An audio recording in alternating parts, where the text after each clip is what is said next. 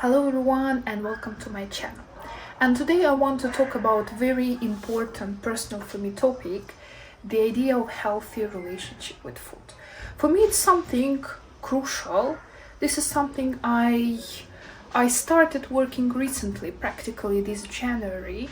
But overall, I cannot say that I have any good relationship with food practically all my life. So I've been losing weight in different periods of my life. I've been gaining it way back, and I was like on this up and down stuff practically since the time I was a teenager. And what I understood practically, it was last year, that the main reasons, the root cause of my issues, it's like I do not have good relationship with myself. I do not have good relationships with my head, and I definitely do not have healthy relationship with food. So definitely I'm not an expert. This is like something that I'm testing, that I'm trying nowadays, and I want to share this here on my channel. So first of all, what is healthy relationship with food? The idea is quite simple. It's like when you feel good around food, when you have no stress, no anxiety, no guilt, no obsession around food, when you kind of neutral with the food.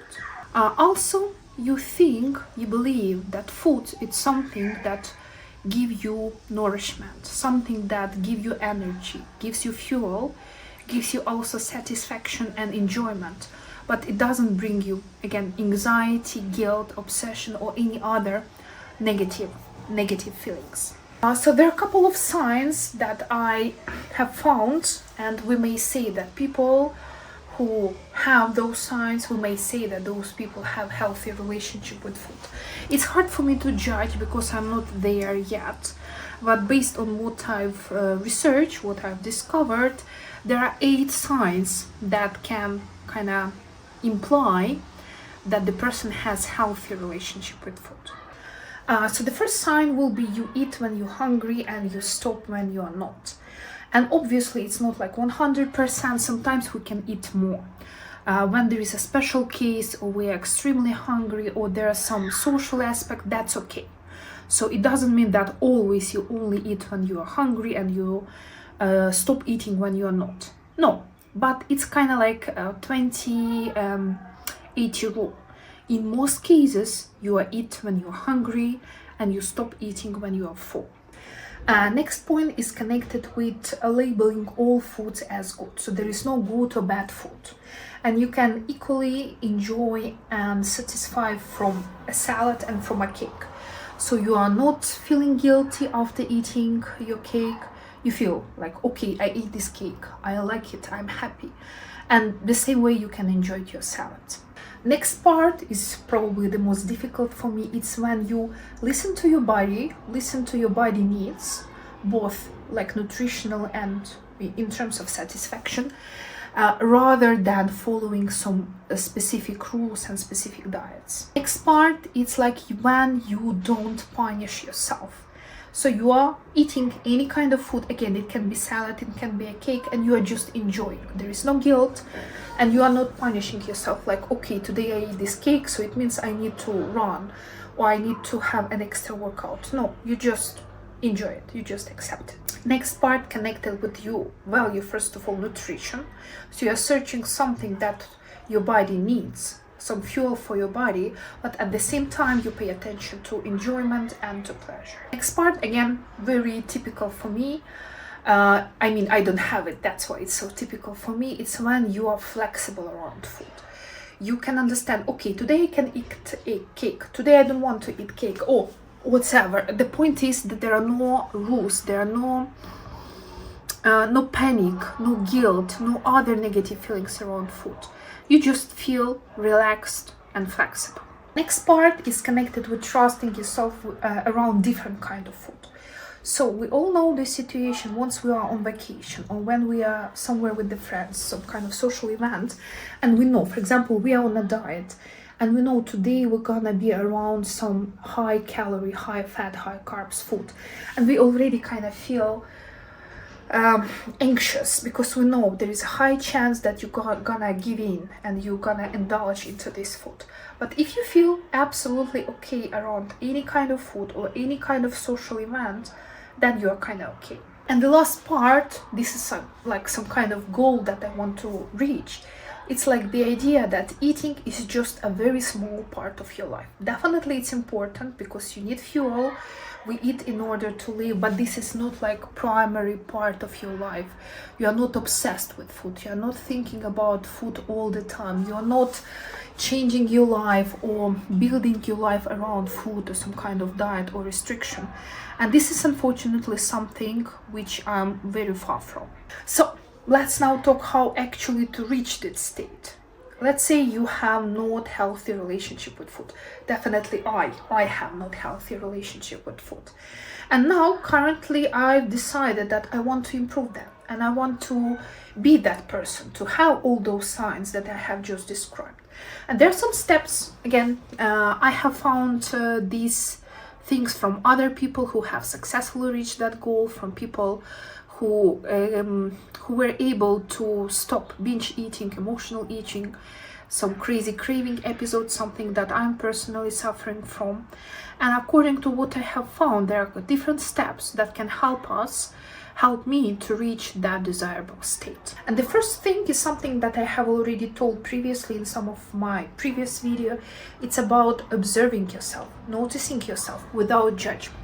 So once you want to eat, once you have emotional eating episode or binge eating, or you have a strong craving, instead of judging yourself and putting some kind of negative labels on yourself, you are trying to be curious and observe yourself without judgment. It's like, why I am eating this?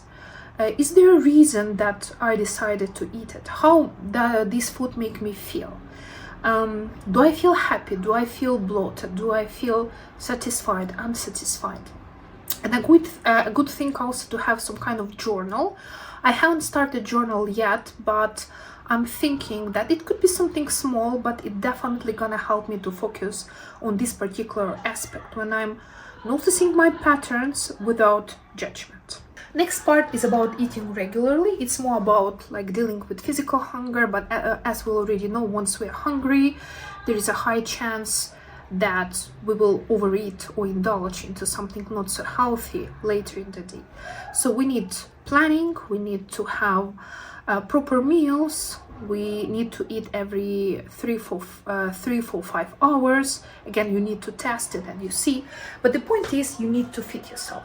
So when you are not hungry, it will be much easier to control all those cravings and not so healthy relationship with food.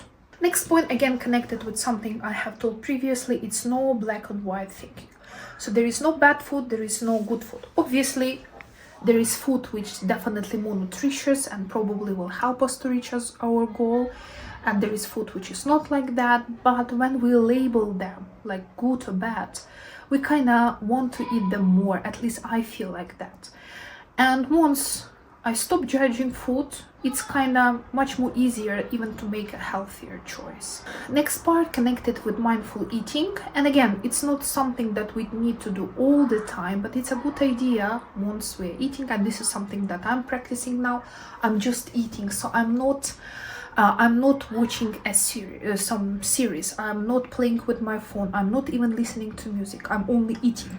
So I'm looking at my plate and I'm trying to ask myself some questions like, do I like this food? How does it taste? Do I like the smell? Do I like the color? Do I like the texture? And while we are being present, we are avoiding this autopilot mode, and we can understand ourselves better in this moment. And actually, again, to build more healthy relationship with food overall. Next part, again, it's something that is kind of hard for me to do now. It's to give myself unconditional permission to eat whatever I want. Because I have a long history of dieting and very strict restriction and fasting, it's still kind of hard to tell myself like, okay, you want to eat this ice cream, eat. You want to eat this cake, eat. My brain still kind of stopped, like, oh my god, are you going to eat it? Are you crazy? If we're gonna eat it, we're never gonna lose weight. And it's like inside fight, and as you probably know, inside fights are the hardest one.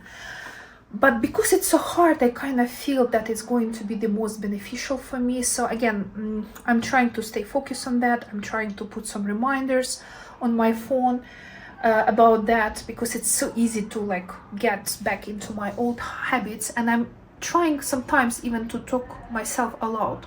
It's okay, you can eat that. And I do believe once I'm going to reach that level, I also will be able to make better choices for my body in terms of nutrition, in terms of satisfaction and pleasure as well. Next part, again, this is something that I'm currently working. I'm trying to focus on how food makes me feel. Like, again, do I feel happy, satisfied, bloated, energetic, and so on, instead of thinking how this food might influence my weight. And for those who've been on a diet, it's kind of not easy stuff to do, because we still kind of thinking, okay, this piece of cake is probably like 600 calories. I'm gonna like run or need to do something in order to lose this weight. So it's not so easy to do, but it's a workable tool, and the more you practice, the easier it gets. I already kind of feel the difference. Once I'm just noticing, okay, I know that I'm going to feel bloated after this food, so I'm going to try to avoid or maybe consume less of this food. Again, it's easier said than done, but once I'm going to practice some additional tools around this approach, I'm gonna share it in a separate video. Next part connected with self-talk, and again, I'm going to make a separate video about that because I think it's very important. We need to talk to ourselves as to our friend. Let's say your friend tells you that he or she wants to eat pizza or cake. You would not call them stupid or crazy because they are fat and they need to lose weight. No, you will definitely going to choose a different kind of words. And this is how we need to talk to ourselves, with love, with respect, with support, with understanding, like our loved ones. That changes the attitude to food like really dramatically, a real game changer. And next part, this is something probably the most important for me now, right now, it's to have a plan. I have noticed once I'm more chaotic with my approach, once I'm just thinking, okay, I'm not sure yet what I'm going to eat today, but like I will see what I have in the fridge, or maybe I will buy something on the way, and it makes much more harder to reach my goal. But in case I have a plan, a fixed plan, I approximately know what's gonna be my breakfast, my lunch, my dinner, my snacks. It's so much easier actually to stick to these healthy habits, not only in terms of food, but in terms of approach to that. So I have a plan. Today I need to do my journal, or today I need to do this mindful exercise around food. It helps a lot. Again, we should avoid these rigid rules. We still should allow flexibility. It doesn't mean that if you step aside from your plan, like that's the end of the day, your day is ruined, your approach to health is ruined. No, but definitely having a plan helps to reach our goals. So I hope you find this video useful. For me, a good relationship with food is like a big goal that I want to reach in the near future. And definitely I'm going to make way more videos around this topic, my personal experience, some pluses and minuses of different approaches, and how I feel about that.